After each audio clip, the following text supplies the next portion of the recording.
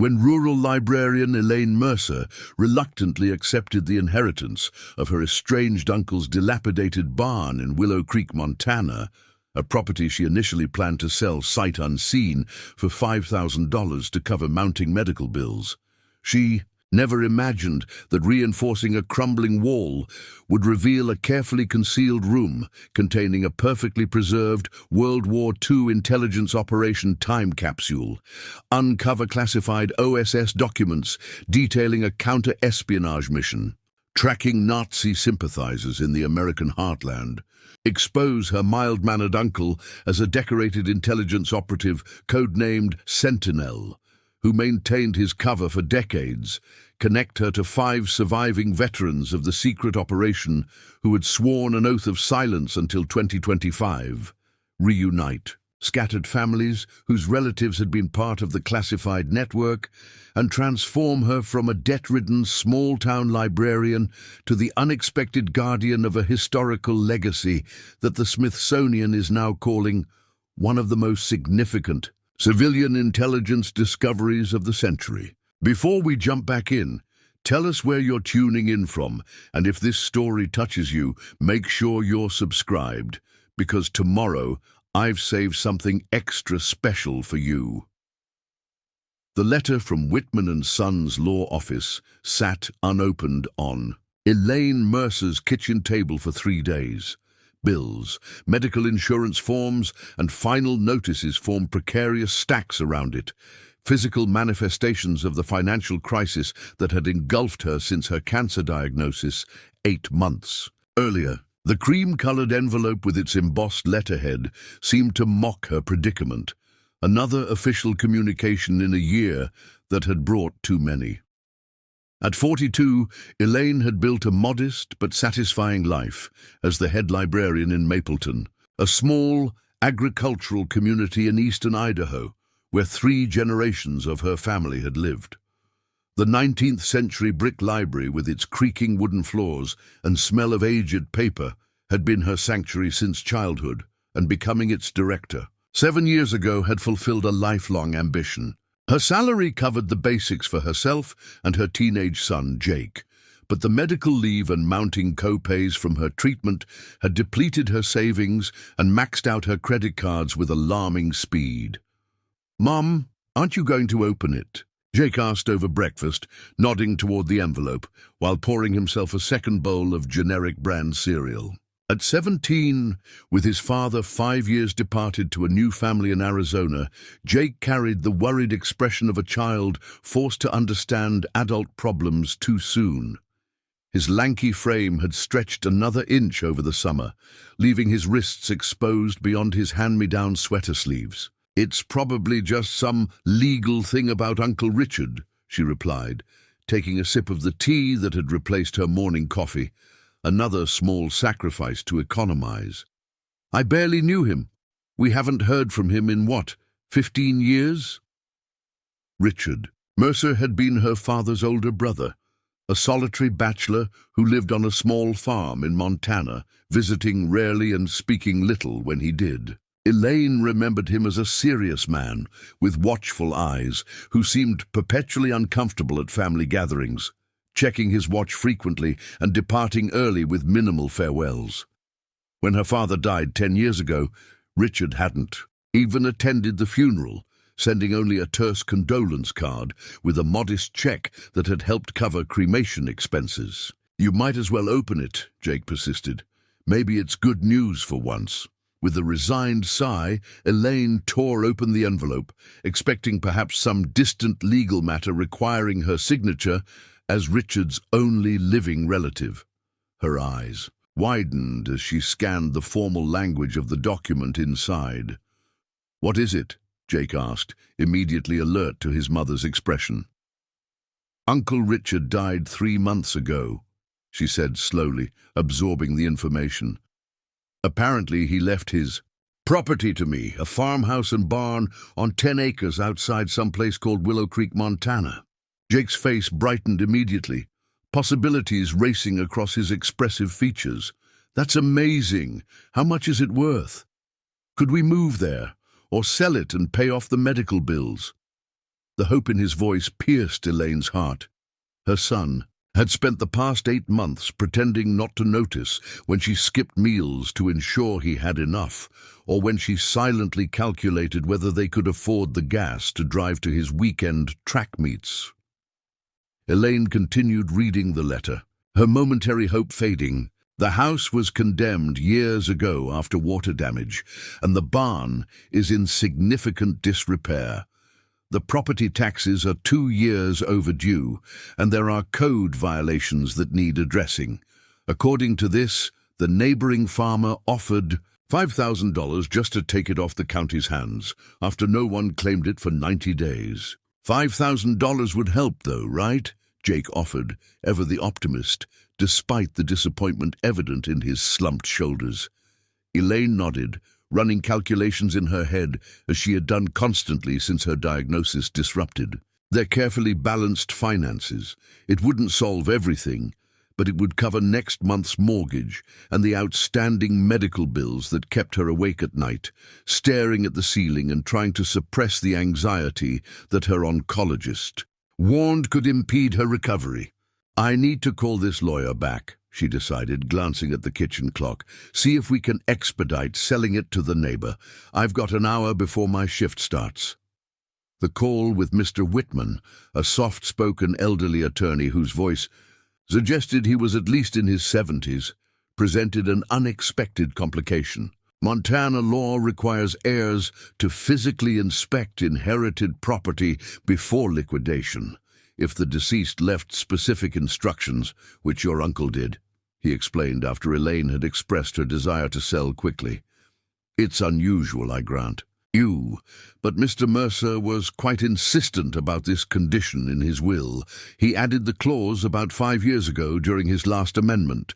You'll need to visit the property at least once before you can proceed with any sale." Elaine closed her eyes in frustration, calculating the costs of such a trip against their dwindling resources. A journey to Montana would require gas money she didn't have, at least one night in a motel they couldn't afford, meals on the road, and time away from the part-time evening job at the local bookstore she had taken to supplement her reduced library income during medical leave. "Is there any way around this requirement?" she asked, trying to keep the desperation from her voice. "I'm recovering from cancer treatment and travel isn't really feasible right now." There was a sympathetic pause on the line before Mr. Whitman replied, "I'm very sorry to hear about your health challenges, Ms. Mercer. Unfortunately, your uncle's instructions were quite clear, and Montana inheritance law is rather specific about honoring such directives. Without the required property inspection, the probate court won't release the deed, preventing any legal transfer or sale." Elaine sighed, rubbing her temple where a stress headache was beginning to form. "How long would I need to be there? Just a quick walkthrough and signature?" "Essentially, yes. You'd need to meet with my associate in Willow Creek who would witness your inspection and have you sign the relevant documents. The actual visit could be accomplished in an hour or less. And then I could proceed with selling to the neighbor." "Yes, though there's one more thing," Mr. Whitman added, his voice taking on a slightly different tone. "Your uncle left a letter for you, to be delivered only if you accept the inheritance. Our office can forward it once you've made your decision and completed the inspection." This unexpected detail gave Elaine pause. What could her reclusive uncle possibly have wanted to tell her? They had barely exchanged a dozen sentences during her entire adult life. A letter. Did he leave letters for anyone else? "No, Miss Mercer, just you." And he was quite specific about the circumstances of its delivery.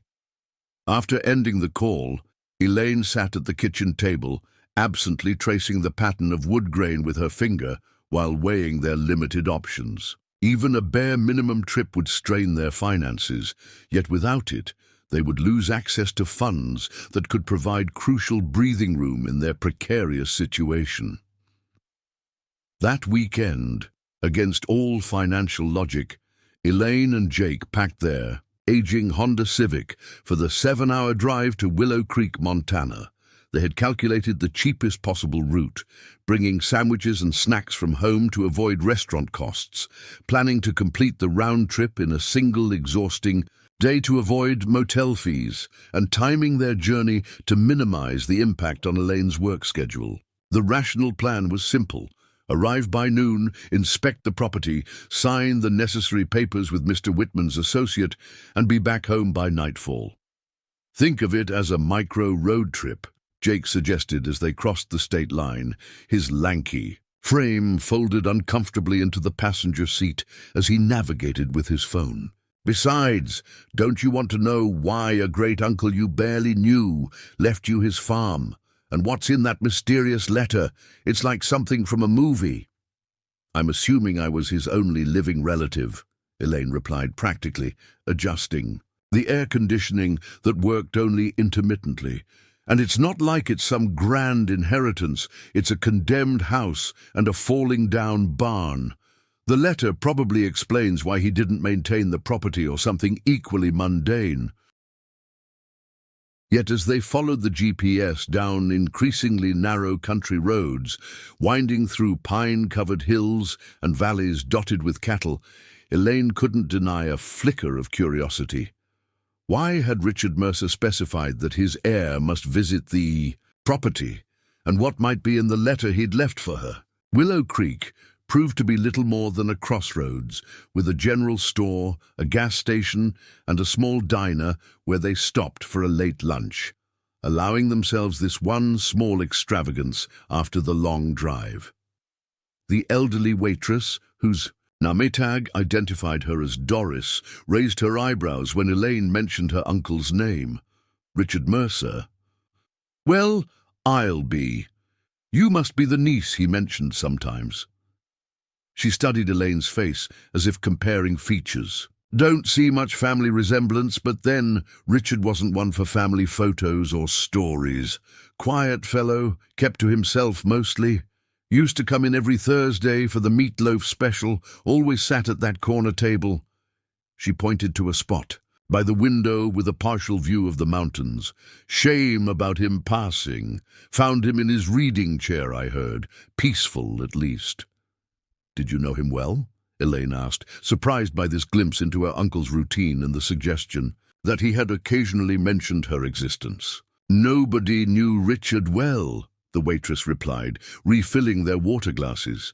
Lived here 40 years and remained the new fellow, right to the end.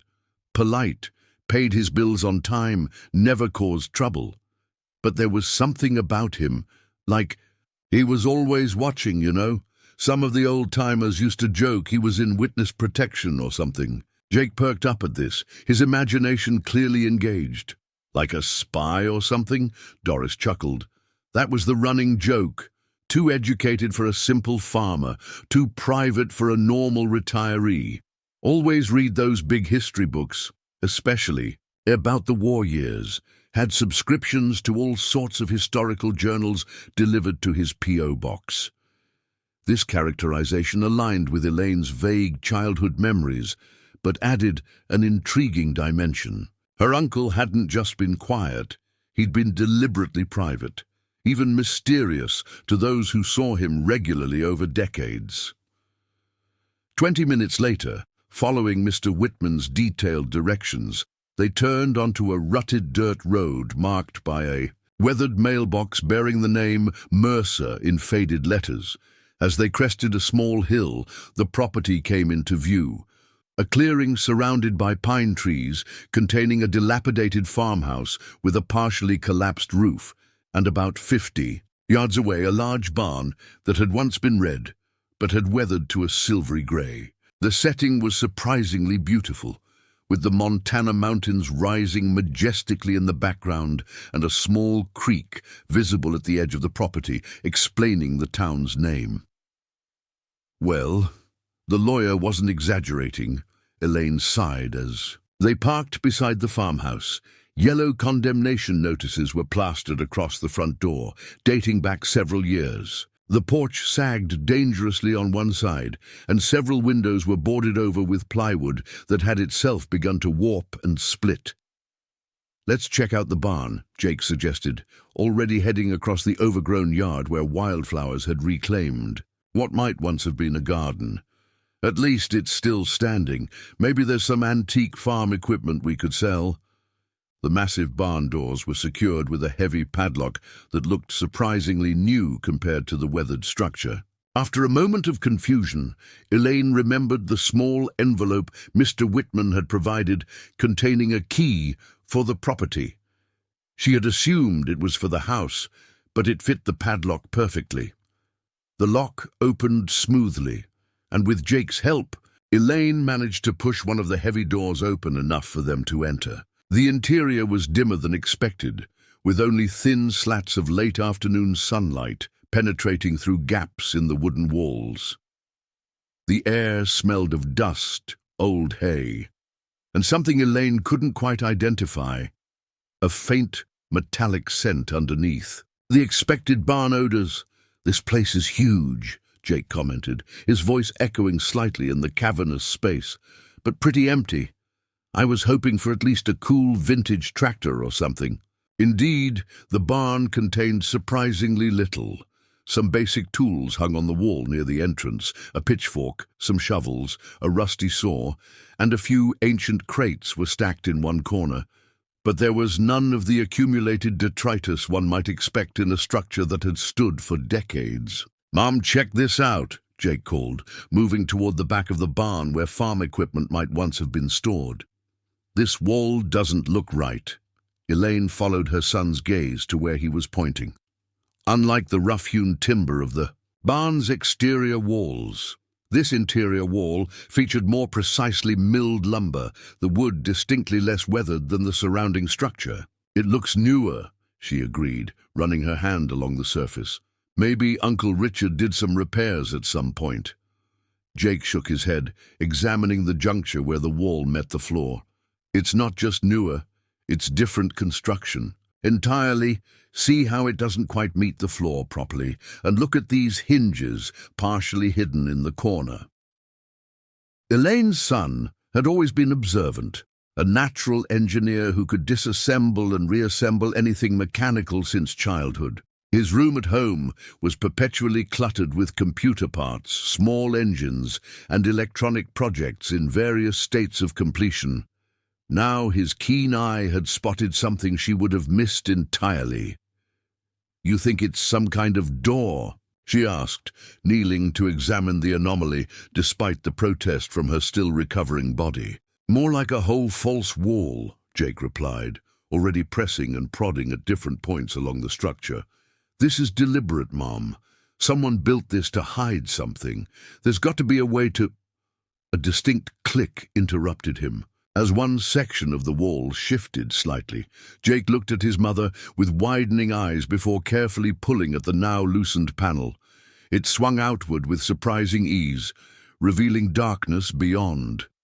"Should we get a flashlight from the car?" Elaine suggested, suddenly uneasy about what they might find.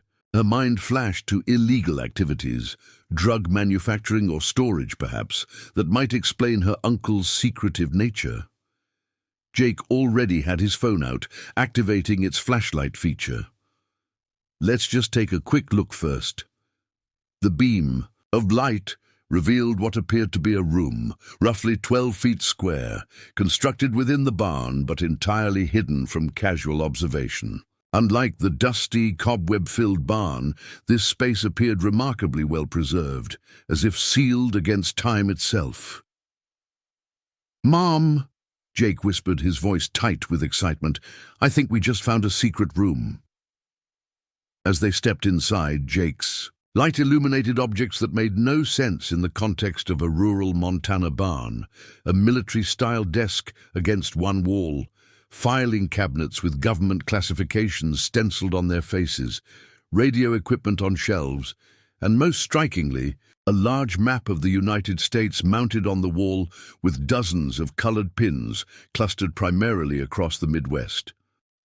In the center of the room stood a large metal trunk, emblazoned with official-looking stencils including OSS and Classified in bold letters. On top of the trunk lay a leather portfolio with a single word typed on its cover, Sentinel. What is all this? Jake breathed, his flashlight beam dancing across the unexpected trove. Elaine recognized the acronym OSS from her history studies, the Office of Strategic Services, America's intelligence agency during World War II and the precursor to the modern CIA.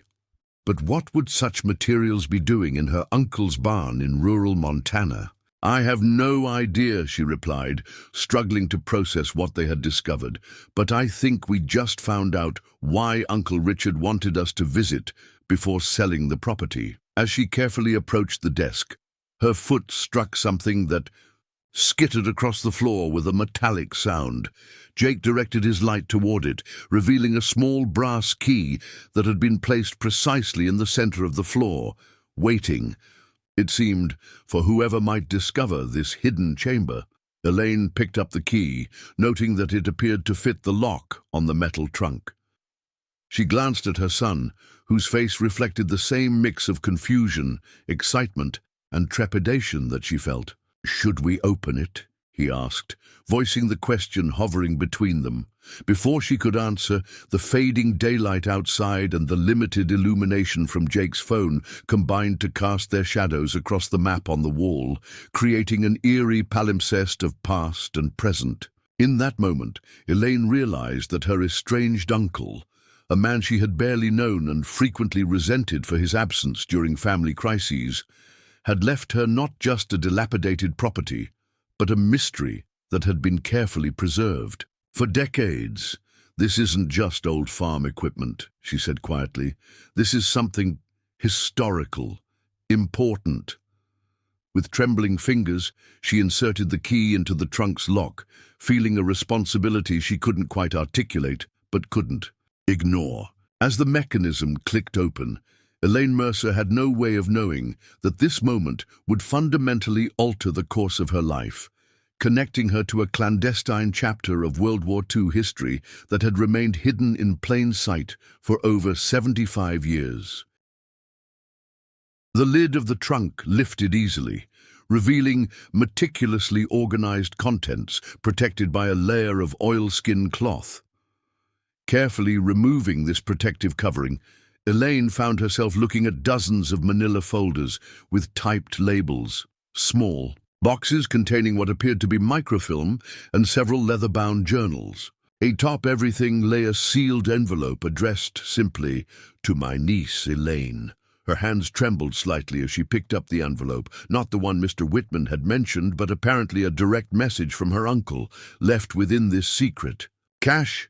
The paper was of high quality, the type used for official government correspondence, rather than personal letters. "Should you open it?" Jake asked, his flashlight still illuminating the trunk's contents. Elaine hesitated only briefly before breaking the seal. Inside was a single sheet of paper covered in neat, precise handwriting. "Elaine, if you are reading this, you have discovered what I have protected for over 7 decades.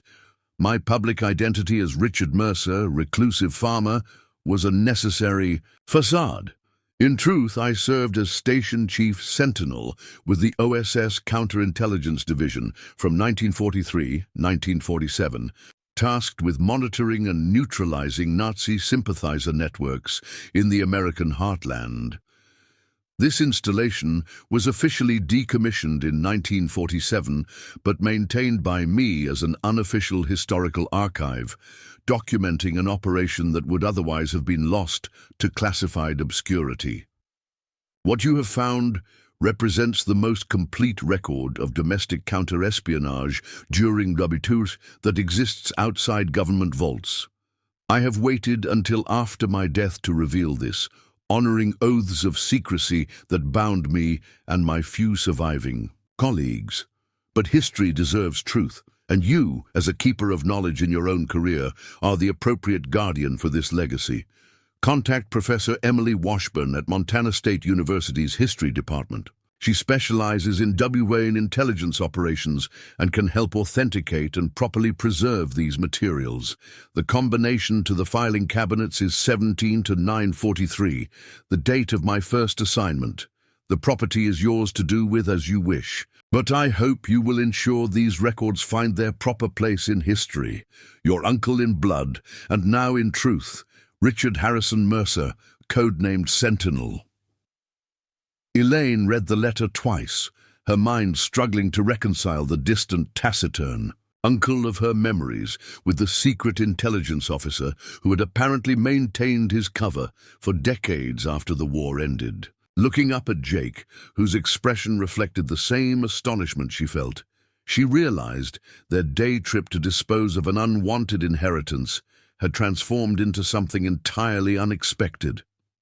"Mom," Jake said quietly, gesturing toward the journals in the trunk, "I think we need to stay overnight after all." Elaine nodded, her financial concerns temporarily overshadowed by the magnitude of their discovery. As the sun began to set beyond the barn's weathered walls, casting long shadows across their unexpected historical treasure, she understood that the $5,000 they had hoped to gain from selling the property now seemed almost irrelevant compared to the historical value of what they had found. "Let's call Mr. Whitman's associate," she decided, reaching for her phone, "and then find a motel for the night. We need to understand what exactly Uncle Richard has left us before we make any decisions." As Jake carefully examined the map with its mysterious pins, marking locations across the Midwest, Elaine stepped back into the main barn to make her call, still processing the revelation that her ordinary family had contained an extraordinary secret. A dedicated intelligence officer who had spent his life hunting Nazi sympathizers and then preserving that hidden history for future generations. The dilapidated property that had seemed like a burden hours earlier had transformed into something else entirely, a portal to a clandestine chapter of American history, a personal connection to a relative she had never truly known, and perhaps, though she dared not hope too strongly, a potential solution to the financial crisis that had dominated her life since her diagnosis. As twilight deepened outside, Elaine glanced back at the secret room where Jake was now carefully photographing documents with his phone. Whatever came next, she knew their lives had irrevocably changed, all because of an inheritance she had nearly rejected, and a property inspection that had revealed far more than a condemned house and weathered barn. The Pine Ridge Motel on the outskirts of Willow Creek had seen better days. The faded sign promised cable TV and air conditioning, with an enthusiasm the actual amenities couldn't match. But at $59 per night, it was the only option Elaine could justify given their precarious finances, despite their extraordinary discovery. "I've never seen you break a budget plan before," Jake commented, as they carried their hastily packed overnight bags to room 107. The teenager had been uncharacteristically quiet during the drive from Uncle Richard's property, occasionally glancing at the photos he'd taken of the documents they'd found. "Well, I've never discovered a secret World War II intelligence operation before," Elaine replied, fighting with the sticky lock. "Some situations justify flexibility." Inside, the room met their minimal expectations: two sagging queen beds with faded floral comforters, a bathroom with weak water pressure, and a small table by the window where Elaine immediately began organizing their findings. They had brought only a few items from the hidden room: Richard's personal letter, one journal that appeared to be his private record rather than official documentation, and several photographs they'd found in a manila envelope labeled Operation Vigilant Personnel. "We shouldn't have taken anything," Elaine had worried as they locked the barn. "This might be government property." "According to Great-Uncle Richard, it's your property now," Jake had countered. "Besides, we're just borrowing these to figure out what to do. We'll put everything back tomorrow." Now, spreading the materials on the table while Jake ordered pizza from the only delivery place in town, Elaine carefully opened the journal. The first entry was dated September 3rd, 1943. "Arrived in Willow Creek today to establish listening post. Sentinel, location selected for its proximity to the Northern Pacific Rail Line and strategic position between Chicago Network Hub and West Coast cells. Cover identity established as R. Mercer, agricultural consultant performing soil surveys for Department of Agriculture. Local reception unremarkable. Another government man during wartime raises few questions. Equipment installation begins tomorrow. Entries that followed documented the systematic creation of a surveillance operation targeting what Richard referred to as the Bund network.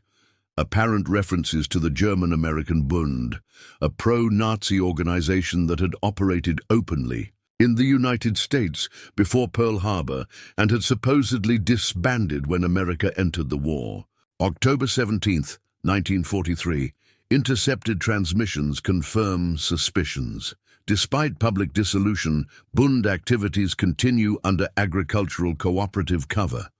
Identified 3 transit points along Northern Pacific where information and possibly personnel are being moved. Chicago Center advises patience before intervention. Elaine was so engrossed in reading that she barely noticed when the pizza arrived. Jake set it on the bed and peered over her shoulder. "This is incredible," he said, grabbing a slice. So Great-Uncle Richard was tracking actual Nazi spies right here in Montana. "Not just tracking them," Elaine replied, turning the page. "Listen to this entry from December 1943. Operative Hudson successfully infiltrated Billings cell. Confirms suspicions regarding technical intelligence gathering at munitions plant. Recommended immediate intervention to Chicago. Authorization received for joint operation with FBI elements. Preparations underway." Jake abandoned his pizza and picked up the envelope containing photographs. Inside were several black and white images showing groups of serious-looking men in 1940s attire, some in military uniforms, others in civilian clothes. Handwritten notes on the backs identified locations and sometimes names, most with code designations like Hudson or Almanac. One photo in particular caught his attention. A group of 5 men standing in front of what appeared to be a younger version of the barn they'd visited that day. 4 wore military uniforms with OSS insignia, while the 5th, standing slightly apart, was dressed as a farmer in overalls. "Mom, look at this," Jake said, turning the photo over. On the back was written, "Sentinel Station Team, 1944. Left to right, Captain James Sullivan, Daybreak. Lieutenant Robert Kishida, Almanac. Major William Donovan, Oversight. Lieutenant Samuel Green, Hudson. Richard Mercer, Sentinel." Elaine studied the image, finally recognizing her uncle in the farmer's disguise. He appeared to be in his late 20s, his expression serious but with an intensity in his eyes that she'd never noticed in her childhood memories of him. "That's Uncle Richard?" she asked, surprised. "He looks so different." "He was undercover," Jake replied with a hint of pride. "A real spy right in our family." Elaine's phone rang, interrupting their examination. The caller ID showed Whitman and Associates, surprising her given the late hour. "Ms. Mercer, this is David Whitman, Jr., came a voice when she answered. "My father's associate here in Willow Creek. I apologize for calling after business hours, but I understand you visited the Mercer property today." "Yes, we did," Elaine confirmed, suddenly cautious about how much to reveal. "We were planning to meet with you tomorrow to sign the inspection documents." "That would be fine," Whitman replied. "However, there's been an unexpected development. A government representative has contacted our office, expressing interest in the Mercer property. They've indicated there may be materials of historical significance that were government property left in Richard Mercer's care. They've requested access to the property tomorrow to retrieve these items." Elaine felt a chill run through her. How could anyone know they'd discovered the hidden room? They hadn't told anyone, and the property had apparently remained undisturbed for years. "What government agency?" she asked, trying to keep her voice neutral. They identified themselves as being from the National Archives and Records Administration, Special Collections Division, Whitman answered. They presented appropriate credentials.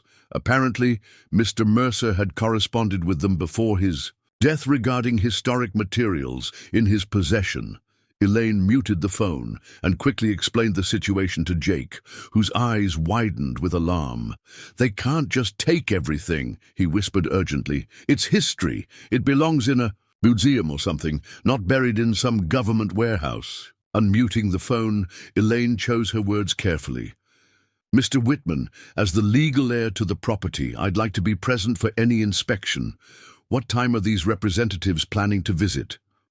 They mentioned arriving around 10 a.m. "I was planning to meet them there to provide access, but your presence would be appropriate as the property owner." After arranging to meet at the property the following morning, Elaine hung up and immediately began searching on her phone for Professor Emily Washburn, Montana State University, as mentioned in Richard's letter. "What are you doing?" Jake asked. "Gathering the journal and photos. Following Uncle Richard's instructions," Elaine replied. "If these government people are coming to take everything tomorrow, we need expert advice tonight." Finding Professor Washburn's faculty profile and office number, Elaine hesitated only briefly before dialing, despite the evening hour. To her surprise, someone answered on the third ring. "Emily Washburn," came a crisp, businesslike voice. "Professor Washburn, you don't know me, but my name is Elaine Mercer. My uncle, Richard Mercer, left instructions for me to contact you regarding historical materials from his service with the OSS." There was a moment of silence before Professor Washburn replied, her tone notably more interested. "Richard Mercer contacted me several times over the past few years about potentially archiving his OSS materials. I wasn't aware he had passed away. You said you're his niece?" "Yes, I just inherited his property in Willow Creek. Today we discovered a hidden room in his barn containing what appears to be an entire OSS listening post with extensive files. But we've just learned that government representatives are coming tomorrow to claim everything."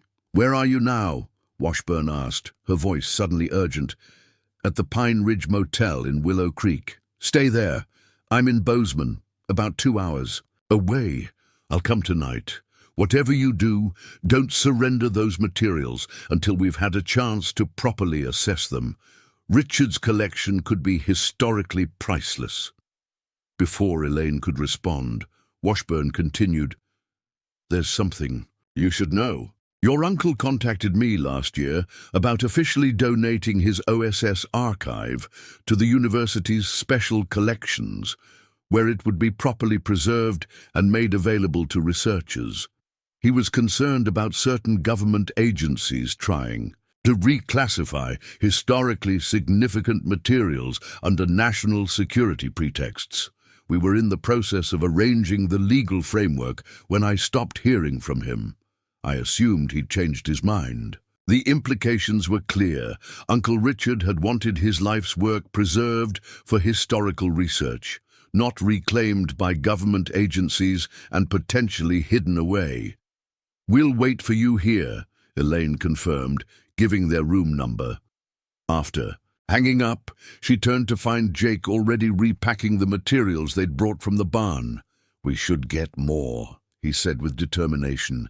"If they're coming to take everything tomorrow, we should at least document as much as we can tonight." Elaine hesitated, weighing their options. Removing materials from a potential government archive carried risks, but leaving everything to be collected and possibly classified felt equally problematic. "Let's at least go take more photos," she decided. "Detailed ones of the maps, documents, and equipment. If Professor Washburn is coming all this way, we should give her as much information as possible." The drive back to the property was tense, the dark country roads requiring careful navigation. Elaine's mind raced with questions. Why had Uncle Richard chosen her as the recipient of his secret archive? What exactly had he been protecting all these years? And why was the government suddenly interested in reclaiming materials from an operation that had ended over 75 years ago? The barn stood as a dark silhouette against the night sky when they arrived, stars brilliantly visible in the clear Montana night. Using flashlights, they made their way to the hidden room, which felt even more surreal in the darkness. "I'll photograph everything systematically," Jake said, setting up a portable LED light he'd found in their car's emergency kit. "You look through the filing cabinets, see if there's anything that explains why this is happening now." Using the combination from Richard's letter, Elaine opened the locked filing cabinets to find dozens of folders organized chronologically, while Jake methodically photographed the map with its mysterious pins and the equipment arranged around the room. She began examining files labeled Post-Operation Classification Status. One document from 1947 caught her attention, a formal letter on Department of War stationery. To Station Chief Sentinel R. Mercer. Operation Vigilant. Decommissioning with the formal dissolution of the Office of Strategic Services and Transition. To peacetime intelligence operations, all Vigilant network installations are hereby ordered decommissioned. All classified materials, equipment, and operational records are to be returned to Central Processing in Washington for proper archiving.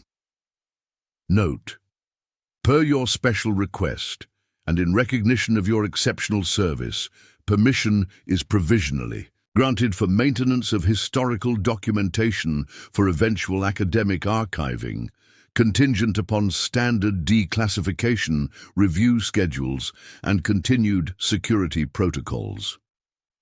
The department acknowledges your unique contribution to counterintelligence operations against domestic Bund activities and the preservation of technical documentation that might otherwise be lost in organizational transition. Signed, Kohler William Harrison, OSS Transition Authority. Jake, look at this. Elaine called.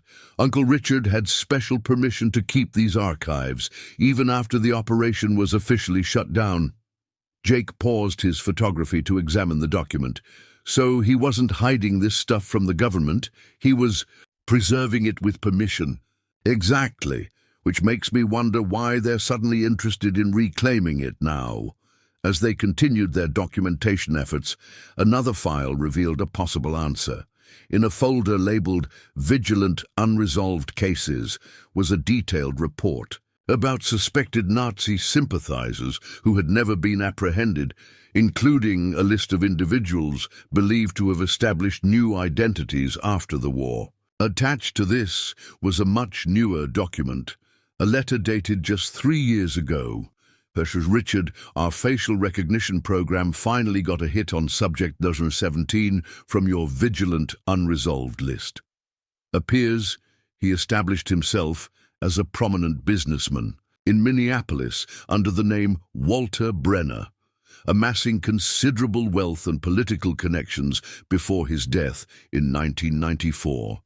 The concerning development is that his grandson now holds significant office and has access to classified materials. Need to discuss implications and whether historical documentation from Vigilant might need re-evaluation under current security protocols. JL. Mom, Jake said softly, reading over her shoulder. This is dated 2022. Someone was still in contact with Uncle Richard about this stuff recently. Their discoveries were interrupted by the sound of tires on gravel outside. Elaine checked her watch. It was nearly midnight, hours before Professor Washburn could have arrived from Bozeman, and certainly not the government representatives who weren't expected until morning. Turn off the lights, she whispered, her heart suddenly pounding. They closed the filing cabinet and hidden door, retreating to the shadows of the main barn area. Through a crack in the wooden wall, they could see headlights as a vehicle parked near the house rather than the barn. After a moment, two figures emerged, flashlights sweeping across the property. "Check the barn first," came a man's voice, just audible through the night air. The report indicated that's where the installation was located. "Should we wait for the morning team?" asked a female voice. "Orders changed. Too sensitive to leave unsecured overnight once location was confirmed." Elaine and Jake exchanged alarmed glances. How had these people known about the hidden room? And why were they arriving in the middle of the night instead of the officially scheduled morning visit? "We need to get out of here," Elaine whispered. "Back door?" Jake nodded, pointing to a smaller door on the far side of the barn that they'd noticed earlier.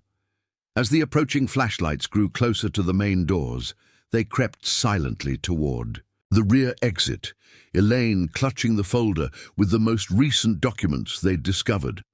The night air felt shockingly cool as they slipped outside, staying low and moving quickly toward the tree line rather than the exposed driveway where their car was parked. From the cover of the pines, they watched as the two figures, now visible as a man and woman in dark professional clothing, entered the barn through the main doors. "We can't go back to the car," Jake whispered. "They'll see us. We'll have to circle around through the woods," Elaine replied, mentally mapping their options. "Back to the road, then walk to the nearest house for help."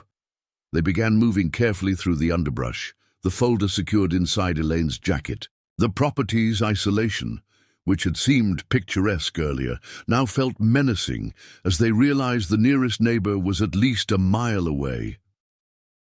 After 20 tense minutes of navigation by moonlight, they reached the main road, staying within the tree line for cover. Elaine's phone showed no service, another complication of rural Montana. Just as they were discussing whether to risk walking along the exposed road, headlights appeared in the distance.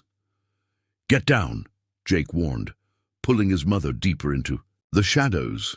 But as the vehicle approached, Elaine recognized it as a silver Subaru SUV rather than the black sedan their nighttime visitors had arrived in. As it slowed near the turnoff to Uncle Richard's property, she made a split-second decision and stepped onto the road, waving her arms.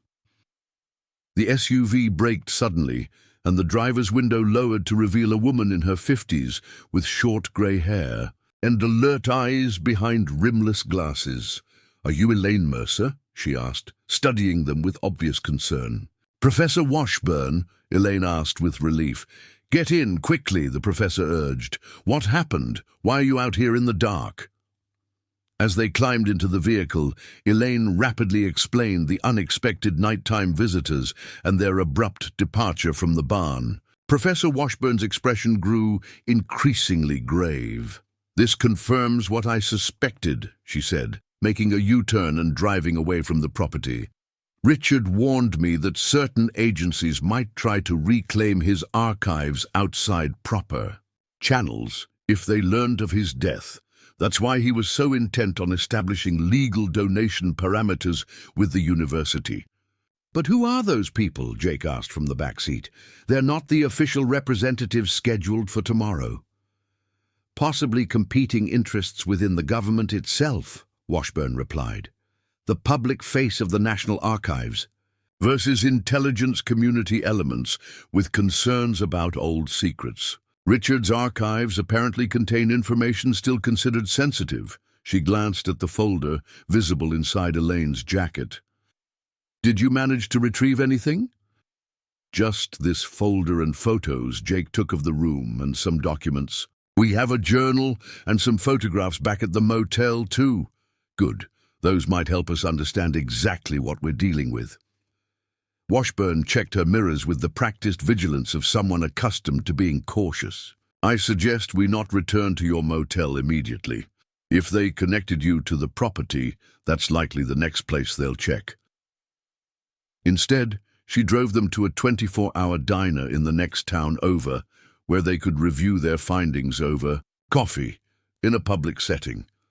Under the harsh fluorescent lights, with the smell of bacon and pancakes surrounding them despite the late hour, the events of the day seemed almost dreamlike in their improbability. "I've been researching OSS domestic operations for 15 years, Professor Washburn explained, as she carefully examined the materials they'd salvaged.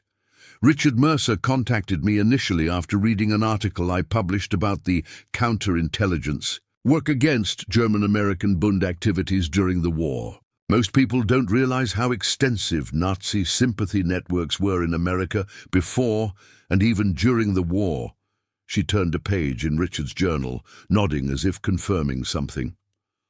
Operation Vigilant was only vaguely referenced in declassified materials, a network of listening posts established to monitor suspected Bund communications across the Midwest and Northwest. But details were scarce.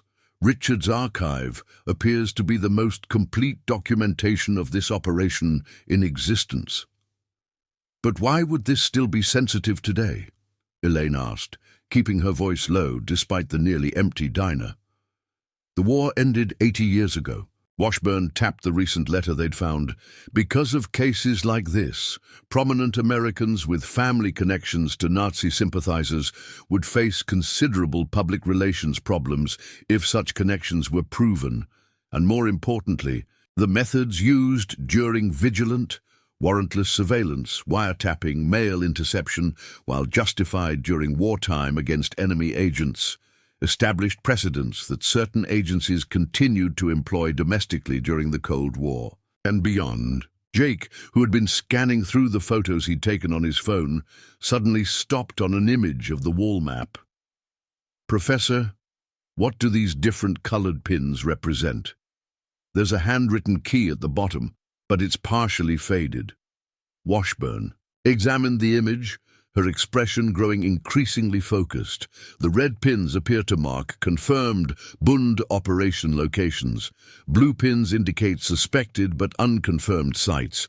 But these black pins with the small flags—" She looked up, with a mixture of academic excitement and concern. "Those appear to mark locations where Bund members successfully integrated into local communities after the war, establishing new identities with their Nazi connections obscured."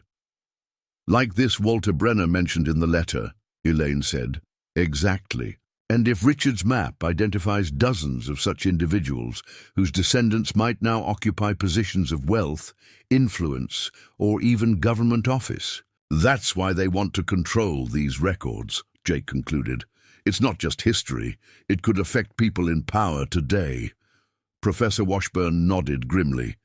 "The past is never really past, especially when it comes to espionage and counterintelligence."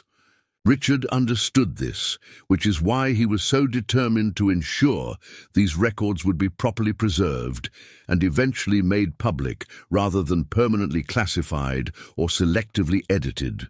Elaine thought of her uncle, the quiet, watchful man who had seemed so detached from family matters, who had lived alone in his rural farmhouse, maintaining his decades-long vigil over historical truths. She had misjudged him entirely, interpreting his reserve as indifference rather than the ingrained caution of someone who had spent his youth hunting Nazi spies. "What do we do now?" she asked, feeling the weight of unexpected responsibility. "I can't exactly fight the federal government over these archives." "No, but you can ensure they're handled properly," Washburn replied. "As the legal heir to the property and materials, you have rights regarding their disposition. Richard clearly wanted these archives preserved for historical research, not buried in classified storage." She pulled out her phone and showed them an email.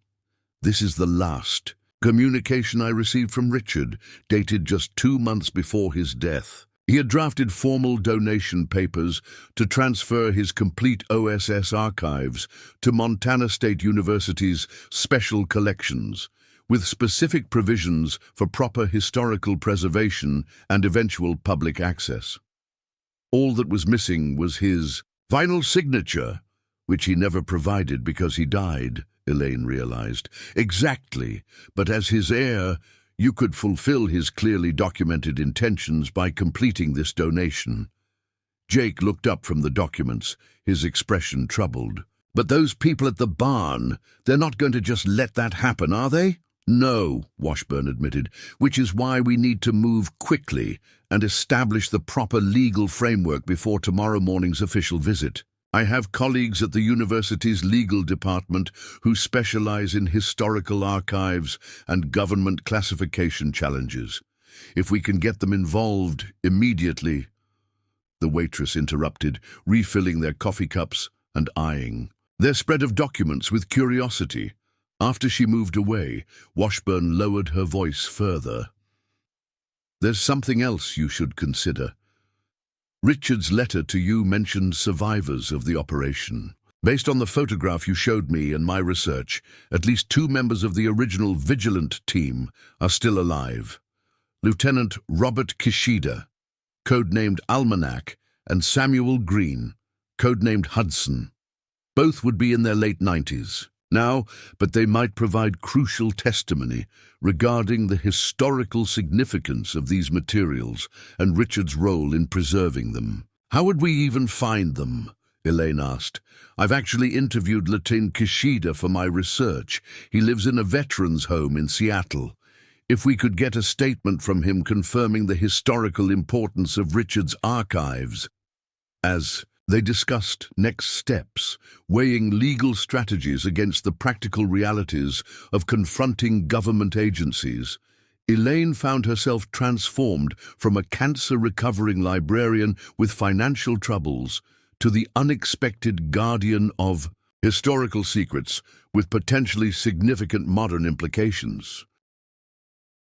The small folder they'd rescued from the barn might represent only a fraction of Uncle Richard's complete archives, but it already contained evidence that powerful people might prefer to keep buried.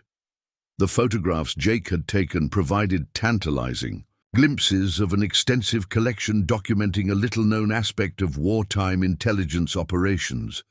As dawn approached, they formulated a plan combining legal, academic and practical approaches to honor Richard Mercer's clear intentions for his life's work. The dilapidated barn with its hidden room had become the centerpiece of a struggle between historical transparency and institutional secrecy, with Elaine and Jake unexpectedly positioned as key defenders of the former.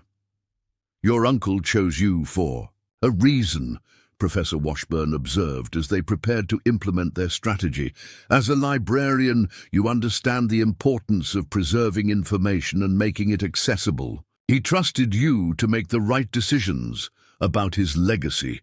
Looking at the photograph of young Richard Mercer in his farmer's disguise, standing with his fellow OSS operatives before the same barn where she had made her discovery, Elaine felt a connection to her uncle she had never experienced during his life. Behind his reserved exterior had been a man of principle and purpose, dedicated to both his country's security and the integrity of its historical record.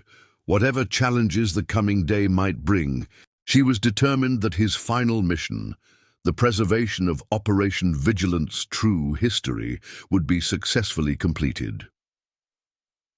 The early morning sun cast long shadows across the university parking lot as Professor Washburn led Elaine and Jake through a side entrance of Montana State University's history department.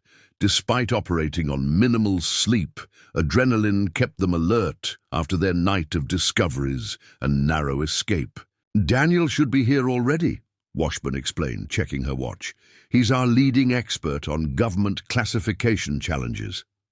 The empty hallways echoed with their footsteps as they made their way to a conference room where a tall, bearded man in his 60s was arranging papers on a large table.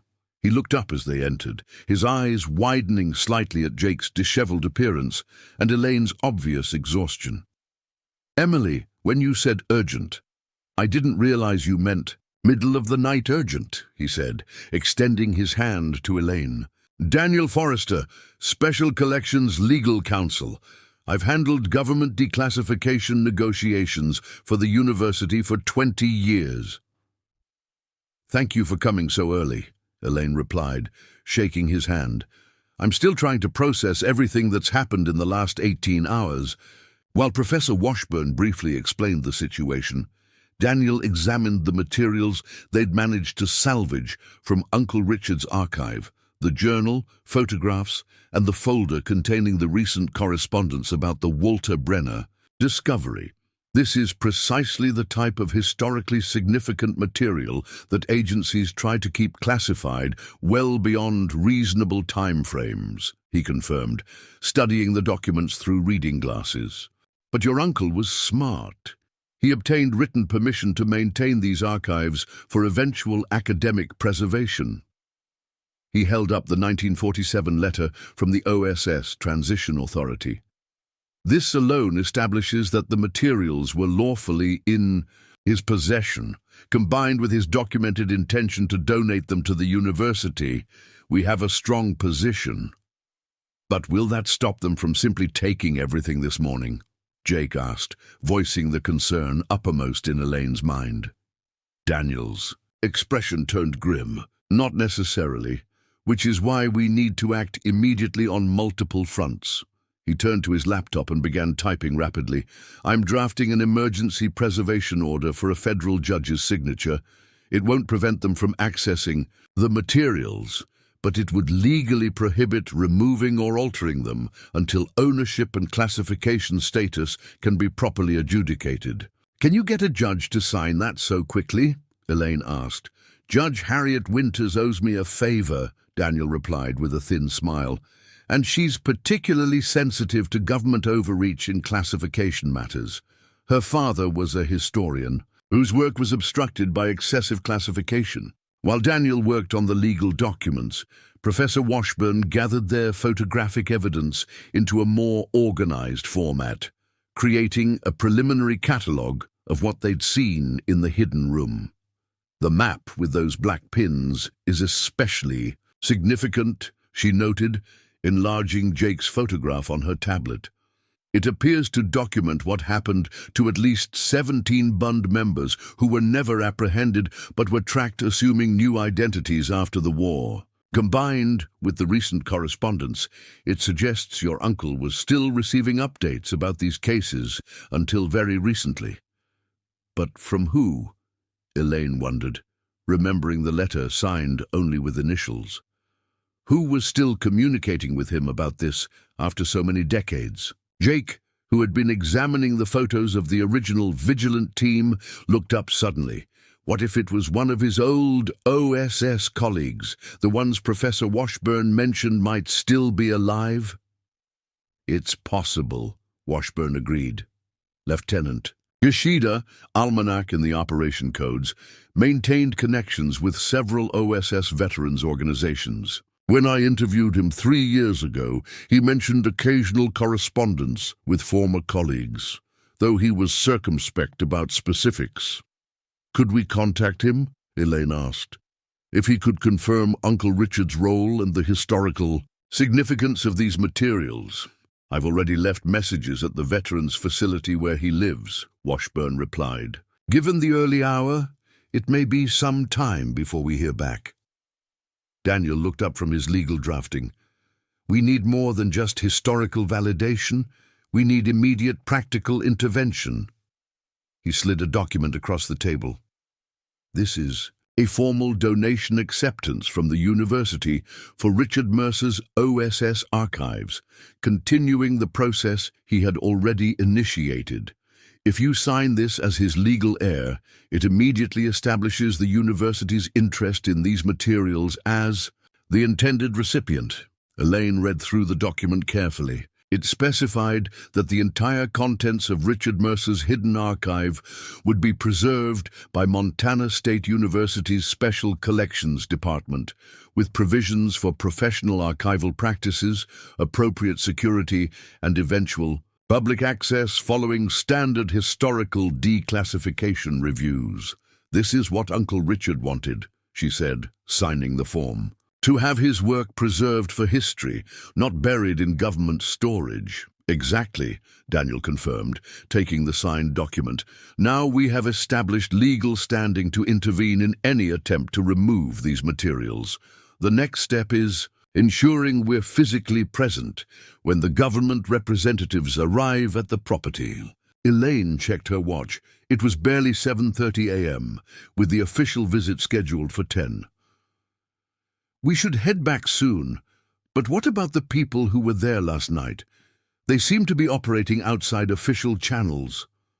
All the more reason to ensure multiple witnesses are present this morning, Daniel replied.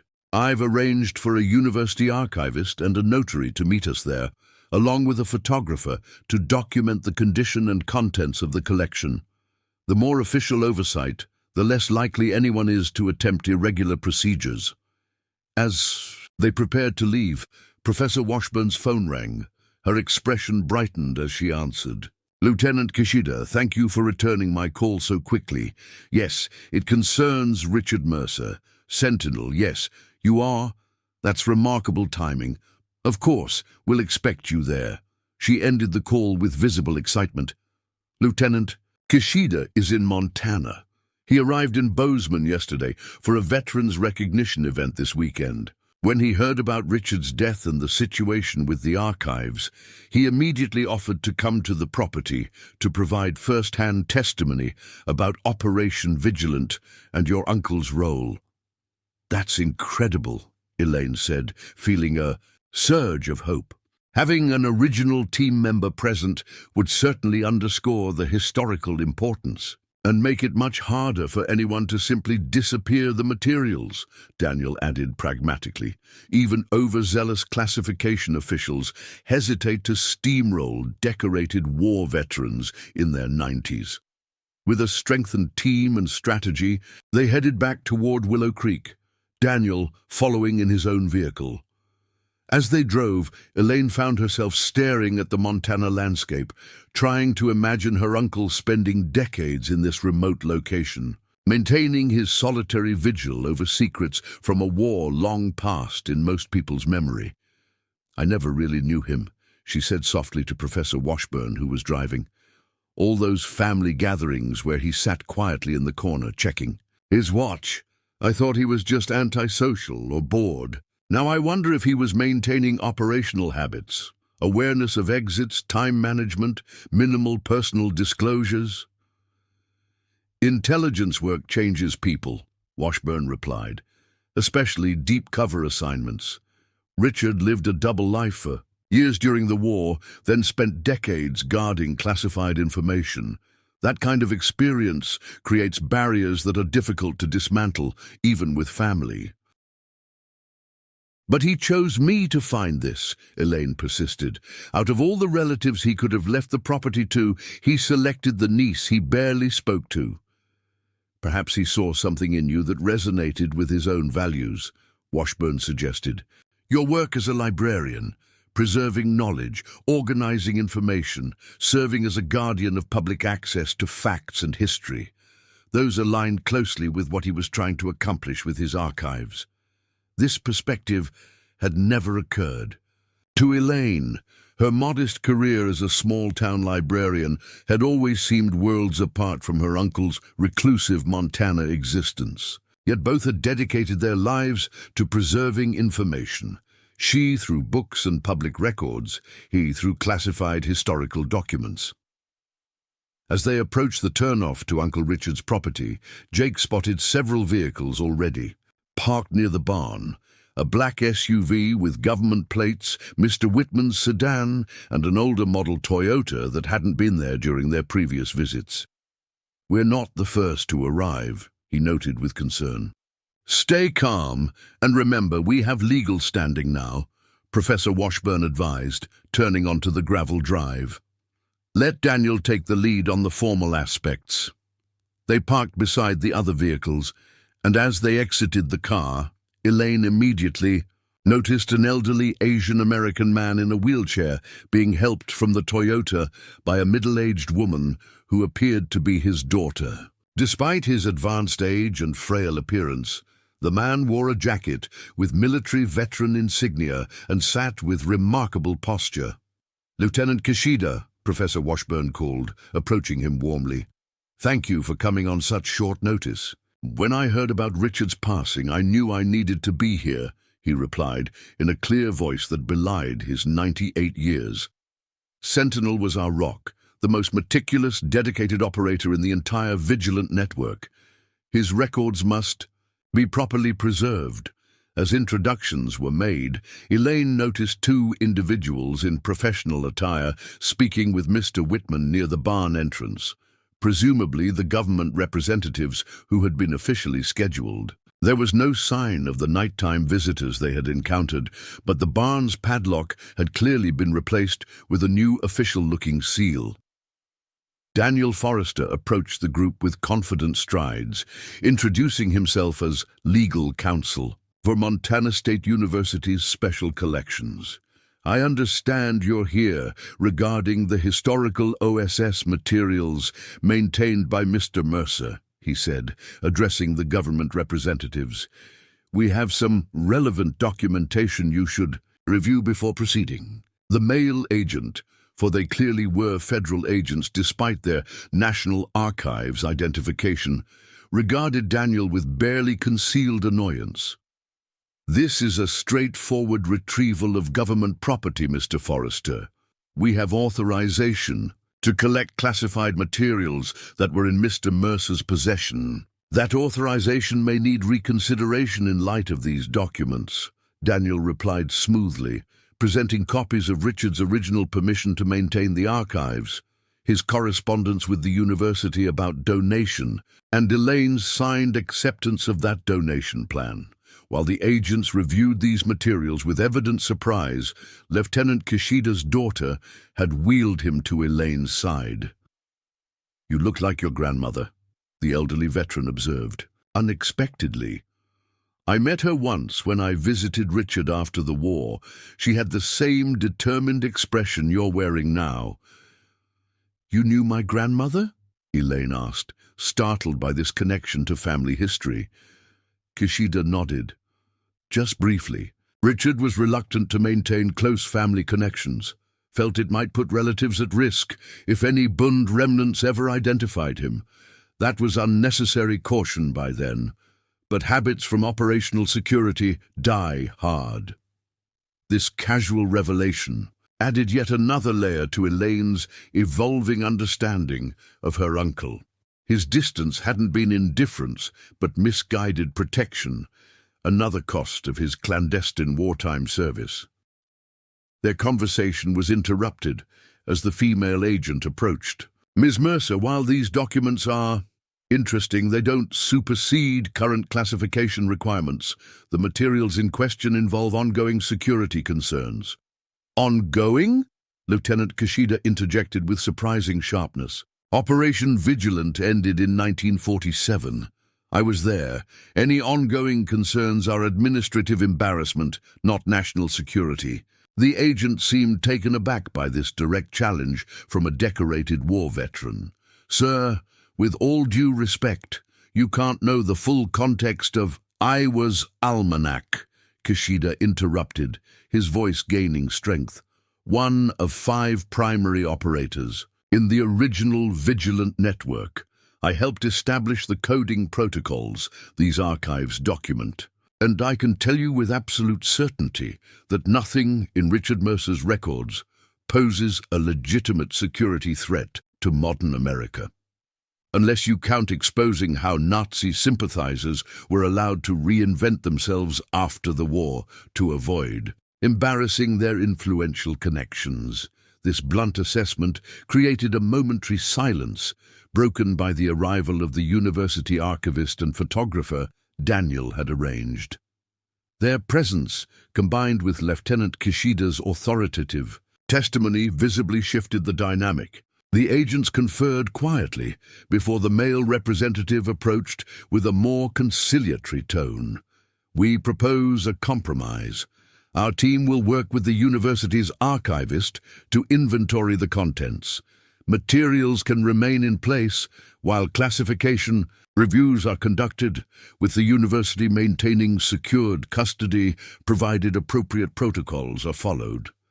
Daniel glanced at Elaine, who nodded her agreement. This arrangement would prevent immediate removal while preserving Richard's clear intention for academic preservation. As the barn was unsealed and the group moved toward the hidden room, Elaine noticed Lieutenant Kishida's expression grow distant, almost reverent. "I haven't seen a vigilance station intact since 1947, he said quietly. "Richard was always the most thorough among us. Of course, he would be the one to preserve everything perfectly." The hidden room appeared undisturbed since their hasty departure. The previous night, though Elaine suspected the nighttime visitors had examined the contents. Under the morning light filtering through the barn's gaps, the preserved OSS listening post seemed both remarkable and somehow forlorn, a carefully maintained relic of a conflict most considered long resolved. Lieutenant Kishida asked to be wheeled directly to the map with its coded pins. "The black flags," he murmured, studying the markers spread across the Midwest. "Our greatest frustration, Bund members we identified but couldn't apprehend before they disappeared into new identities. Richard never stopped tracking them." The government agents exchanged glances at this comment, confirming Elaine's suspicion that the map and its implications were central to their concerns. The university archivist, a methodical woman named Dr. Helen Ross, began a systematic inventory, photographing each section of the hidden room before documenting individual items. "This is an extraordinary collection," she commented. "The most complete OSS domestic station preservation I've ever encountered. The Smithsonian would consider this a national treasure." As the documentation process continued, Elaine noticed Lieutenant Kishida growing increasingly agitated as he examined the map and some of the files the archivist had opened. "Something wrong?" she asked quietly, moving to his side. "These updates," he replied, pointing to recent notations on the map. Richard was still receiving intelligence about the black flag subjects within the last year. "Look at these dates, 2023, even early 2024. Elaine studied the notations, recognizing the same handwriting from the letter signed JL in the folder they had rescued. "Do you know who was providing this information? Someone with initials JL? Kishida's weathered face registered surprise. JL? That would be James Lowry. Daybreak. In our operational codes, he was our government liaison, the youngest member of the team. He'd be in his mid-90s now, but obviously still active if he was corresponding with Richard recently. "Where is he now?" Elaine asked. "Last I heard, he had a consulting position with one of the intelligence agencies in Washington, never fully retired." Kishida's expression darkened. If he was still tracking the black flag subjects and updating Richard, something significant must have prompted renewed interest after all these decades. Their conversation was interrupted as the male government agent approached. "Lieutenant Kishida, your perspective on these materials is valuable. Would you be willing to assist in determining appropriate historical versus security-sensitive content?" Though phrased as a request, Elaine detected an underlying strategy, an attempt to co-opt Kishida's authority to potentially justify broader classification. The elderly veteran apparently recognized this too. "I'd be happy to confirm the historical accuracy and context of all these materials," he replied with deliberate emphasis, "including the tracking of Nazi sympathizers who were permitted to establish new identities in America after the war, and whose descendants now occupy positions of considerable influence." The agent's expression remained professionally neutral, but Elaine noted the slight tension in his jaw. That's one interpretation of certain materials. "It's the factual reality documented by operatives who were there," Kishida countered. "Richard Mercer dedicated his life to ensuring this history wouldn't be sanitized or buried. I won't participate in undermining his final mission." This principled stand created another shift in the dynamic. The agents conferred again before agreeing to a more transparent inventory process with university oversight.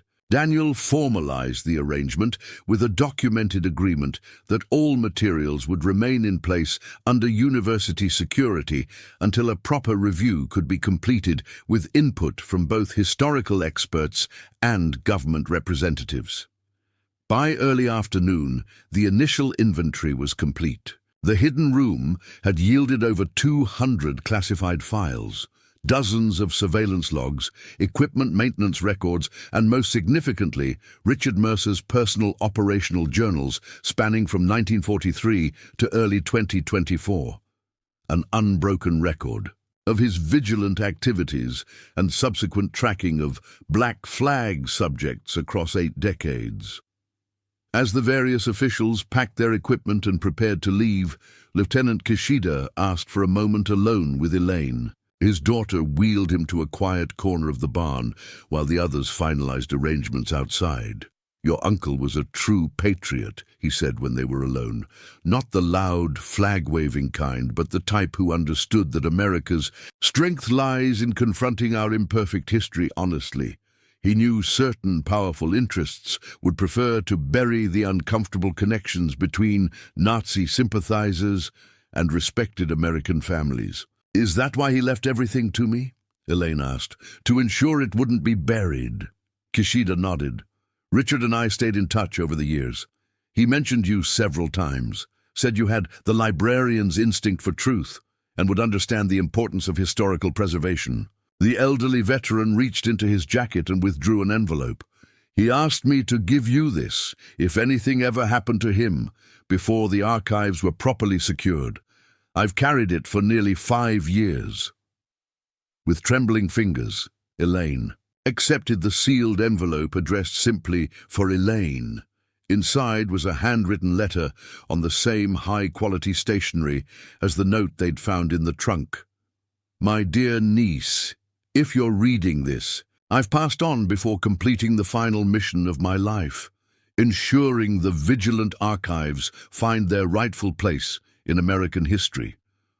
My distance from our family was my greatest personal regret, but a necessary caution given the sensitive nature of my work. Even decades after the war, certain individuals would have gone to extraordinary lengths to suppress what these archives contain, particularly the black flag records documenting how Nazi sympathizers established new identities and founded dynasties that continue to wield influence.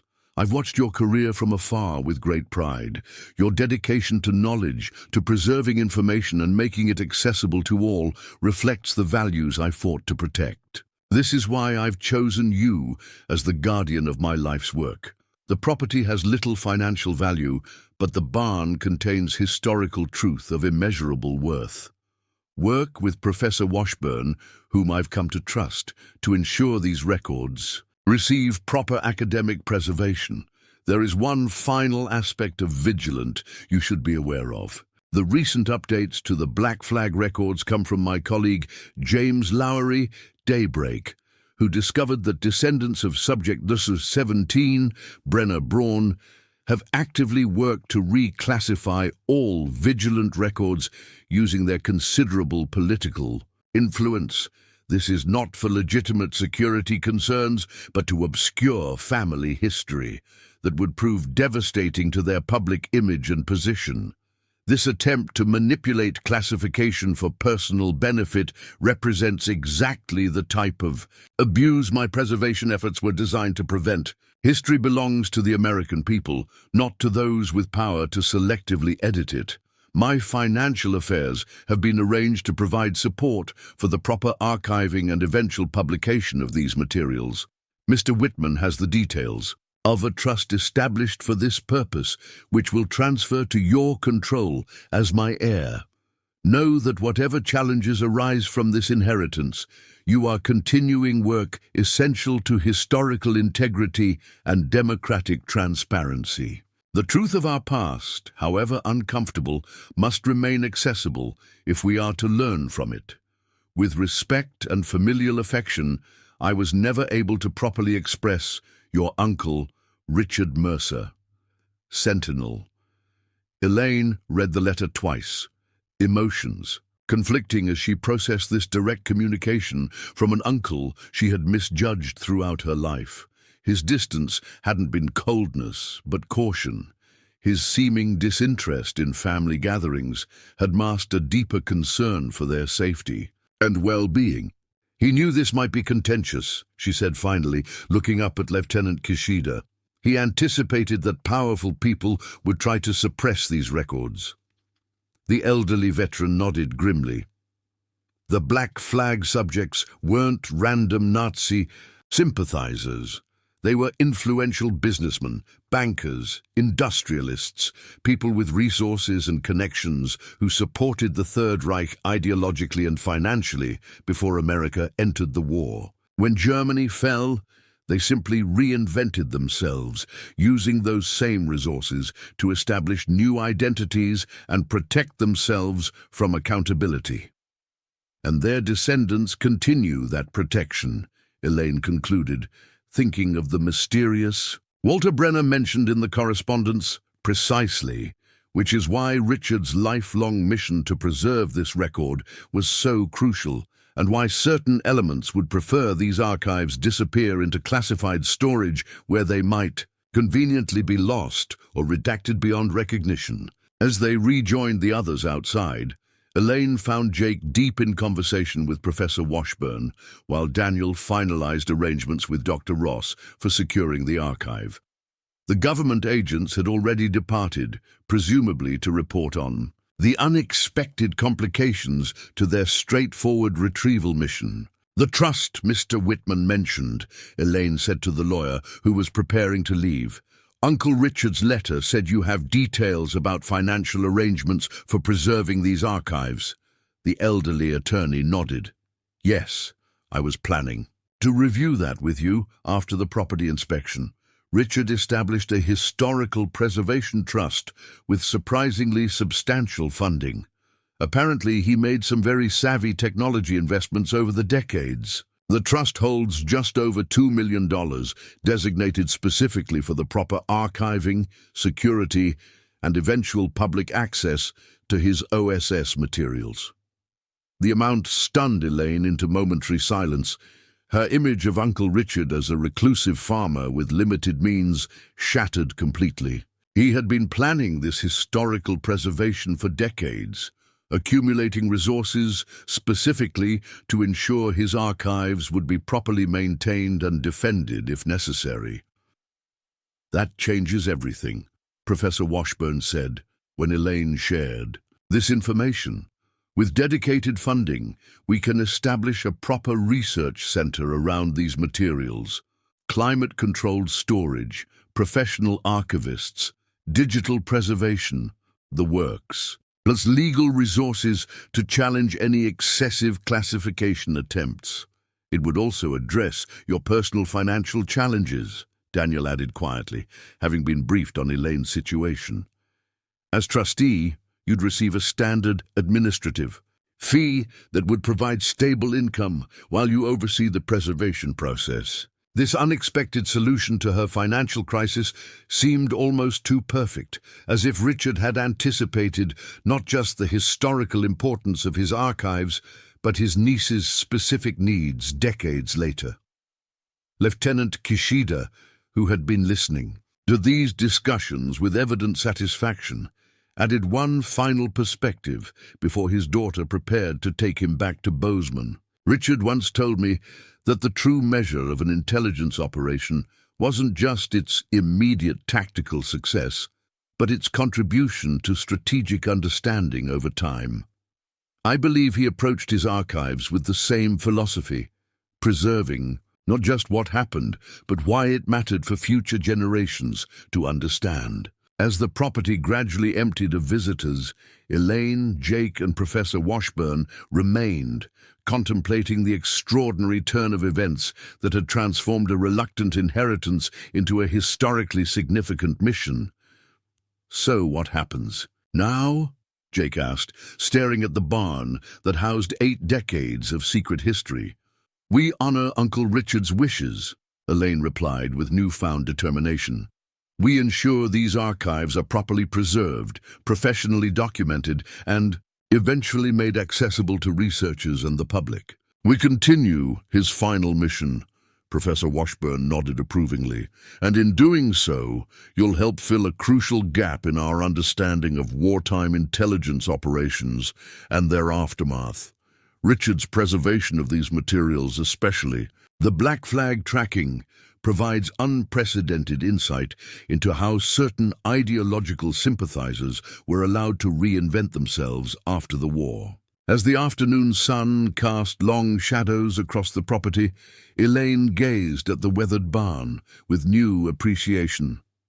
What had initially seemed a burden, a dilapidated structure on a worthless rural property, had revealed itself as her uncle's lifework. The hidden room with its meticulously maintained records represented not just history, but Richard Mercer's deep commitment to truth and transparency. "We should head back to the motel," she said finally. "I have a feeling the next few weeks are going to be extremely busy."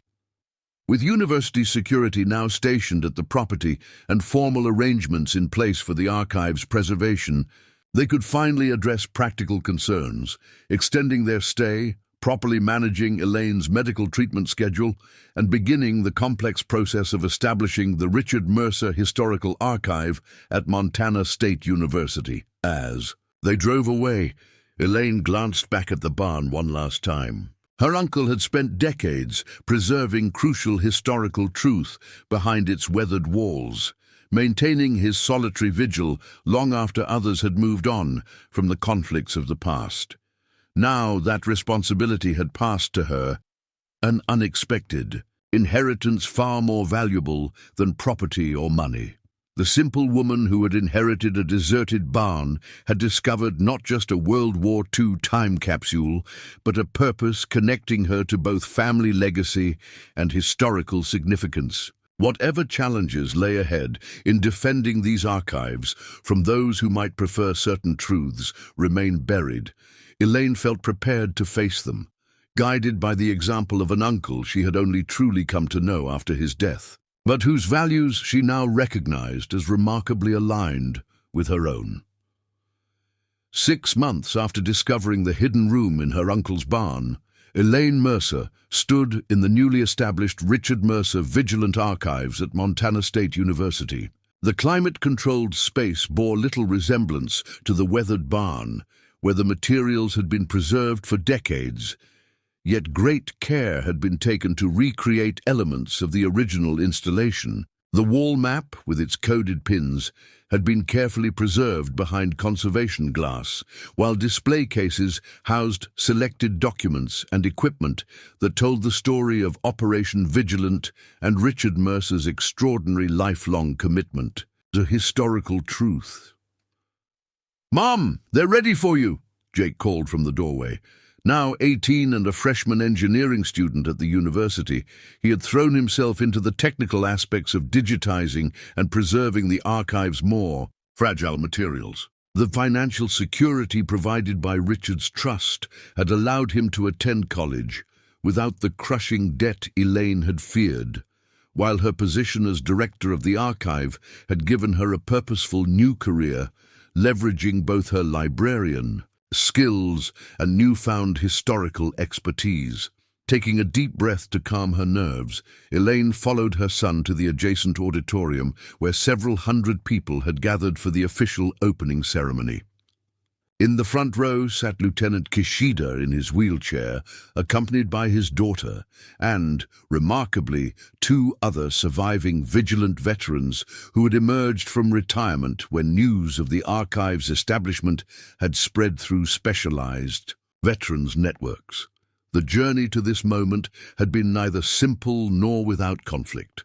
As Richard had predicted in his letter, powerful interests had attempted to suppress portions of the archive, particularly the Black Flag records documenting Nazi sympathizers who had established new identities and influential American dynasties after the war. The government's initial classification review had recommended sealing nearly 40% of the materials for national security concerns, a transparent attempt to shield certain prominent families from historical scrutiny. This had triggered exactly the legal battle Richard had anticipated and prepared for through his trust. Daniel Forrester had assembled a formidable team of historical declassification experts, constitutional lawyers, and academic freedom advocates. The university had stood firm in its commitment to preserving the complete archive, supported by statements from the surviving vigilant veterans and a coalition of historical associations arguing for the material's immense scholarly value. The turning point had come 3 months into the legal proceedings when the Washington Post published a major investigative piece titled Operation Forgotten: The Secret History of Nazi Sympathizers in Post-War America. Using information similar to what existed in Richard's archives, though carefully sourced from already declassified materials to avoid legal complications, the article detailed how certain prominent business leaders with documented pre-war Nazi sympathies had been allowed to quietly rebrand themselves after 1945, establishing financial empires and political connections that continued to influence American society. Public reaction had been immediate and powerful, creating pressure for transparency rather than continued classification. Within weeks, the government had significantly narrowed its classification requests to focus only on specific operational techniques rather than the identities and activities of the Black Flag subjects. Now, as Elaine took her place at the podium, she surveyed the diverse audience. Academics, journalists, government representatives, including some who had initially opposed the archive's public accessibility, and most meaningfully, descendants of the original vigilant team who had come to honor both the operation and Richard Mercer's dedication to preserving its history. Thank you all for joining us today as we officially open the Richard Mercer Vigilant Archives, she began, her voice steadier than she had expected. 6 months ago, I was a small-town librarian facing medical bills and an uncertain future when I reluctantly inherited what I thought was just a dilapidated barn in rural Montana. What I discovered instead was not only a hidden chapter of American history, but also the true legacy of an uncle I had never really known or understood. As she continued her remarks, Elaine reflected on how dramatically her life had transformed. Her cancer was in remission now, the treatments completed successfully thanks to the comprehensive health insurance provided through her university position. The financial security from Richard's trust had eliminated the constant anxiety that had dominated her existence before the inheritance. But the most profound change had been in purpose and connection, to her uncle's legacy, to a pivotal period in history, and to a mission larger than herself. Richard Mercer served his country first as Sentinel, an OSS operative tracking Nazi sympathizers during World War II, and then for 7 more decades as the dedicated guardian of historical truth, she continued. When others were content to let uncomfortable facts fade from memory, he maintained meticulous records, ensuring that future generations could learn from our complete history, not just the portions that powerful interests found convenient to remember. In the months since discovering the hidden room, Elaine had come to understand her uncle through his journals, operational records, and the recollections of his few surviving colleagues. The reserved, watchful man who had seemed so detached at family gatherings emerged instead as someone carrying enormous responsibility, maintaining operational security habits while honoring oaths of secrecy that had nonetheless conflicted with his deep commitment to historical transparency. The Vigilant Archives contain 3 distinct but interconnected historical collections, she explained to the audience. First, the operational records of the original OSS domestic counterintelligence network that tracked Nazi sympathizer activities in America during World War II. Second, the post-war documentation of what Richard and his colleagues called the Black Flag cases, individuals with Nazi connections who established new identities and positions of influence. And finally, Richard Mercer's personal journals chronicling his 78-year mission to preserve this history while navigating the changing landscape of government classification and institutional resistance to uncomfortable truths. As she spoke, slides displayed selected materials from the archive: Richard's OSS identification card, surveillance photographs of Bund meetings, coded communications between listening posts, and the map that had proven so controversial, with its carefully tracked pins showing how certain Nazi sympathizers had relocated and reinvented themselves across America. These materials remind us that history is not simply what happened, but what we choose to remember and acknowledge, Elaine continued. For decades, certain aspects of America's relationship with Nazism before and after the war were minimized or overlooked in our national narrative. Richard Mercer ensured that the factual record would survive, allowing us to confront our complete history, including chapters some might prefer to forget. The months of working with these materials had transformed Elaine's understanding not just of her uncle, but of American history itself. The comfortable narratives of clear moral lines during World War II had given way to a more complex reality, where ideological sympathies, business interests, and political expediency had created gray areas and compromises that continued to shape contemporary society. Today's opening represents the fulfillment of Richard Mercer's final mission, she said, approaching her conclusion. These archives now belong to researchers, historians, educators, and the American public, while certain operational details remain classified for legitimate security reasons. The core historical record, including the complete Black Flag documentation, is now accessible for scholarly research and public understanding. As she finished her remarks to applause, Elaine noted with satisfaction that several major news outlets were covering the opening, ensuring that the archive's existence and significance would reach a national audience. Richard's decades of solitary preservation would finally achieve its intended purpose, illuminating an aspect of history that might otherwise have remained hidden.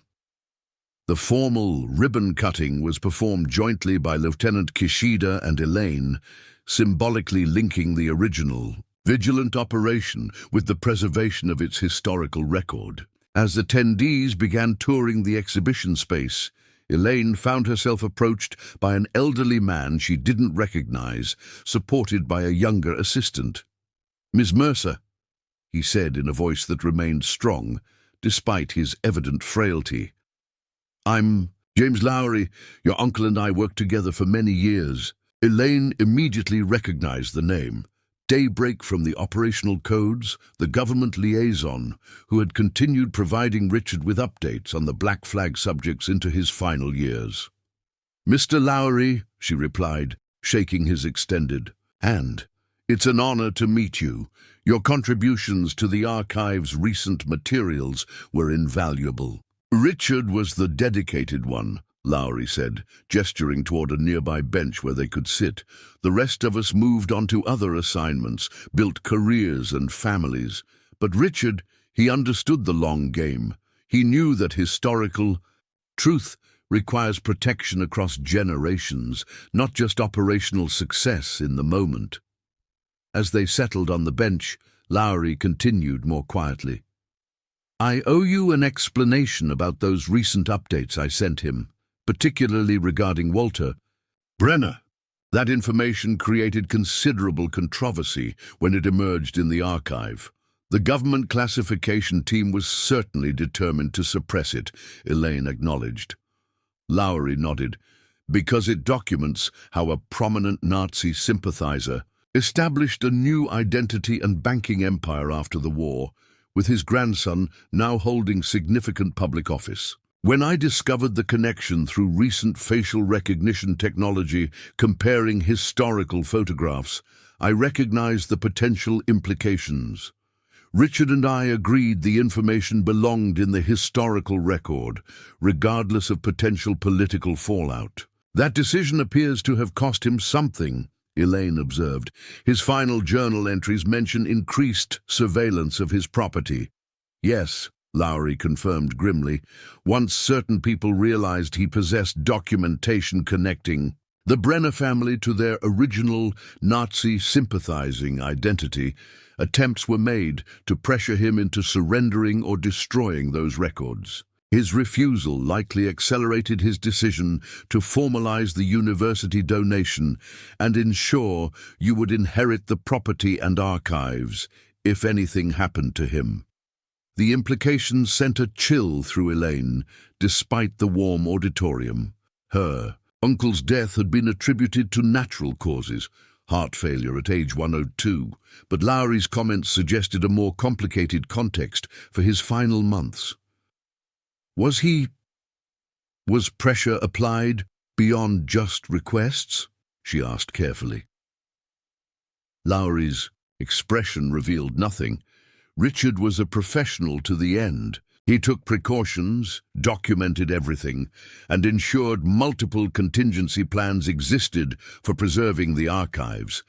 The fact that we're sitting in this facility today is testament to his thoroughness. Though not a direct answer, the response carried clear meaning. Uncle Richard had faced opposition more serious than bureaucratic resistance in his final efforts to preserve the Black Flag records, perhaps explaining why he had accelerated his estate planning and arrangements for Elaine's inheritance. "One last question," she said as Lowry's assistant approached, indicating it was time for the elderly man to rest. "The trust he established, $2 million, is far more than a farming income could have generated. Was Richard involved in other operations I should know about?" Lowry actually smiled at this. "Nothing nefarious, if that's your concern. Richard was simply exceptionally good at pattern recognition, an essential skill for intelligence work. In the 1970s, he began applying that same analytical approach to investment opportunities, particularly in emerging technologies. He recognized the potential of certain innovations long before Wall Street caught on. The trust represents 40 years of methodical investing guided by the same meticulous analysis he applied to intelligence gathering. This final insight completed Elaine's evolving picture of her uncle, not just a dedicated intelligence operative preserving historical records, but a man whose analytical skills had extended to creating the financial foundation that would ultimately secure both his archives and his niece's future. As the opening event continued around them, Elaine was approached by Professor Washburn, who had become both mentor and friend during the intensive months of establishing the archive. "The Washington Post reporter would like a few minutes," she said, nodding toward a professionally dressed woman waiting nearby. "And the Smithsonian representative has expressed interest in creating a traveling exhibition based on selected materials from the archive. Richard's work is already reaching far beyond these walls." Looking around the crowded facility, Elaine felt a deep satisfaction that transcended personal vindication or professional accomplishment. The archive represented something more profound, her uncle's lifelong commitment to ensuring that historical truth would remain accessible despite institutional resistance or powerful interests who might prefer certain chapters forgotten. Later, that evening, after the formal events concluded, Elaine, Jake, and Professor Washburn gathered in her new office adjacent to the archive. Through the glass walls, they could see the exhibition space where several researchers were already examining materials with the careful attention Richard would have appreciated. "I've been thinking about Uncle Richard's letter," Elaine said, pouring coffee for the small group, "particularly his comment about distance from family being his greatest personal regret, but a necessary caution because of his work. I always interpreted his absence as indifference, but it was actually a misguided attempt at protection. Intelligence work creates impossible personal choices, Washburn agreed, especially for someone as meticulous as Richard appears to have been. The habits of operational security became so ingrained that normal relationships became difficult to maintain, but he found a way to connect eventually, Jake pointed out, gesturing toward the archive beyond the glass. Maybe not during his lifetime, but through all this, through what he preserved and what he built for you to discover. Elaine nodded, reflecting on how comprehensively her understanding of her uncle had transformed. The distant relative who had seemed so peripheral to her life had actually been carefully observing from afar, planning an inheritance that would not only address her financial needs, but connect her to a purposeful mission aligned with her own values. Lieutenant Kishida said something interesting before he left, she mentioned. He said that in intelligence work, the most important quality isn't brilliance or courage, though those matter, but patience, the willingness to maintain vigilance. Across decades, when others have moved on, forgotten or compromised, Richard certainly embodied that quality, Washburn agreed. Maintaining his secret archive for 78 years, updating and preserving materials when he could have simply let them fade into history. And he chose you to continue that vigilance, Jake added. He must have seen something in you that reflected those same values. The observation resonated with something Elaine had been considering since first reading her uncle's letter. As a librarian, she had always viewed her work through the lens of public service, organizing and preserving knowledge for community access. Richard's mission, though conducted in secrecy rather than a public institution, had shared the same fundamental commitment to protecting information from those who might suppress or destroy it. I think I understand now why he left everything to me specifically, she said. We were both guardians of knowledge in our own ways, me through public library work, him through classified preservation. He recognized that connection even if I didn't. In the months since discovering the hidden room, Elaine had occasionally wondered whether accepting this inheritance with its historical complexities and institutional conflicts had been the right decision. The simple plan to sell the property for $5,000 and return to her struggling but familiar life had sometimes seemed like the easier path, not taken. Yet watching researchers already making discoveries in the archives, knowing that historical understanding would be enriched by materials that might otherwise have been lost or suppressed, confirmed that she had followed the right course. The medical challenges that had once dominated her existence now seemed manageable parts of a life that had found unexpected purpose. "Where do you think all this leads?" Jake asked, gesturing toward the growing research activity in the archive. I mean, beyond just preserving the materials, what happens when people really start understanding what's in them? Historical reconsideration, Professor Washburn replied. The Black Flag documentation already challenges certain comfortable narratives about how thoroughly America rejected Nazi sympathy after the war. Some influential families will face uncomfortable questions about foundations built on concealed ideological connections and identities. And institutional resistance to transparency, Elaine added, thinking of the classification battles they had fought and would likely continue facing. Richard's journals document not just the facts he preserved, but the forces that worked to keep them hidden. That meta-narrative about how history itself is constructed and controlled may prove as significant as the primary materials. Their conversation continued into the evening, exploring implications of the archive's contents and planning future research initiatives. The Richard Mercer Vigilant Archives had already received research applications from historians at major universities, documentary filmmakers, and even congressional staff researching historical patterns of extremist infiltration in American institutions.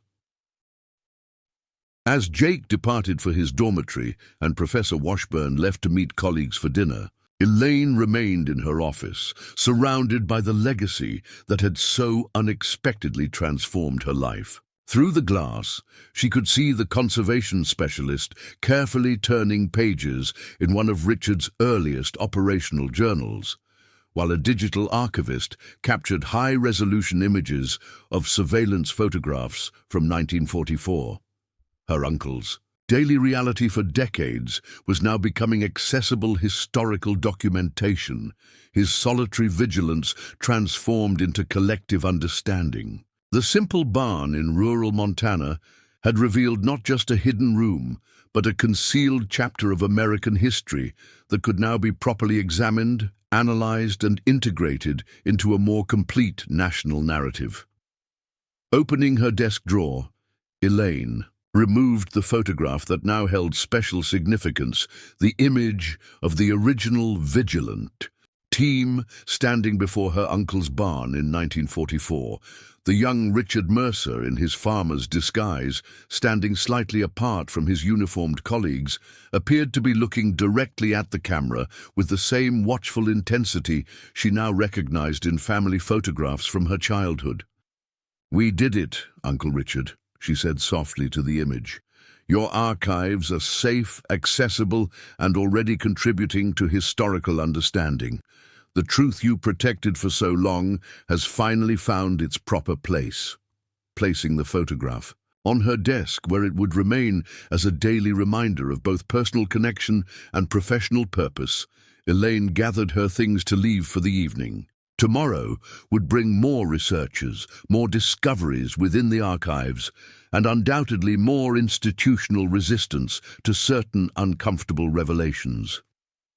But tonight, she would return to the small campus apartment she now called home, a significant upgrade from the rundown motel where she and Jake had first examined Richard's materials 6 months earlier. Her medical treatments were complete, her financial situation stable, and her professional life infused with meaningful purpose, connecting family legacy to historical significance. As she walked through the exhibition space, now quieting as closing, time approached. Elaine paused before the central display containing her uncle's official OSS identification card beside his handwritten oath of service. The juxtaposition captured the essence of Richard Mercer, the formal institutional commitment and the personal dedication that had extended far beyond official requirements. The simple woman who had inherited a deserted barn had discovered far more than a WWII-Time Capsule. She had found connection to family history, purpose in historical preservation, and ultimately her own place in continuing a legacy of vigilance against forces that would prefer certain truths remain buried.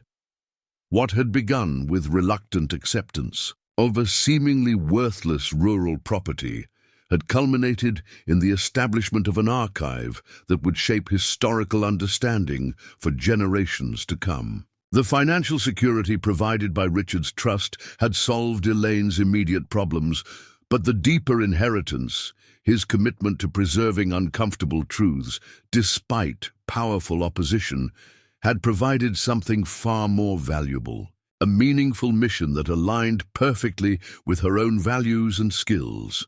As she departed the building named for her once distant uncle, Elaine reflected that discoveries often come disguised as burdens, opportunities as obligations. Richard Mercer's barn had initially seemed like just another problem to manage in an already overwhelming life.